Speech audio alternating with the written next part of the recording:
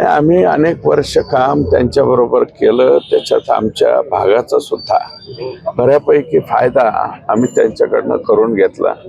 इरिगेशनच्या बाबतीमध्ये, त्याच्यानंतर विजेच्या बाबतीतले प्रश्न असतील ते सोडवण्याची, म्हणजे विजेच्या खात्याला सुद्धा एक अतिशय चांगलं वळण आणि अतिशय चांगली शिस्त लावण्याचं कामही त्यांच्या कालावधीमध्ये त्या ठिकाणी झाले.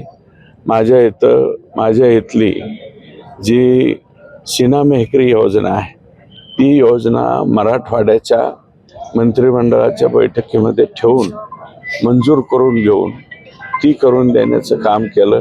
आणि जे मराठवाड्याच्या वाट्याच्या 23.66 TMC पाणी ज्याचा निर्णय झाला त्याच्या अंमलबजावणीच्या बाबतीमध्ये सुद्धा अजितदादांचा वाटा खूप मोठा आहे, हे आम्हाला या ठिकाणी नम्रपणे सांगावं. आता शेवटच्या काळामध्ये काही दिवस त्यांना बीडचे पालकमंत्री म्हणून देखील त्यांनी काम केलं. हो, आमचं दुर्दैव आहे, आमचे दादा पालकमंत्री झाले आणि पालकमंत्री झाल्याच्या नंतर अतिशय चांगल्या पद्धतीने प्रश्नांची उकल त्या ठिकाणी व्हायला लागली होती.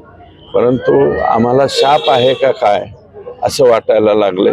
विलासराव देशमुख साहेब आमच्या बीडचे काही काळ पालकमंत्री राहिले, गोपीनाथरावजी मुंडे साहेब सुद्धा पालकमंत्री राहिले आणि आता अजितदादा, हे तीनही माणसं 67 वर्ष, 66 वर्ष आणि 64 वर्ष अशा तीनही व्यक्ती अकाली त्या ठिकाणी गेलेल्या आहेत.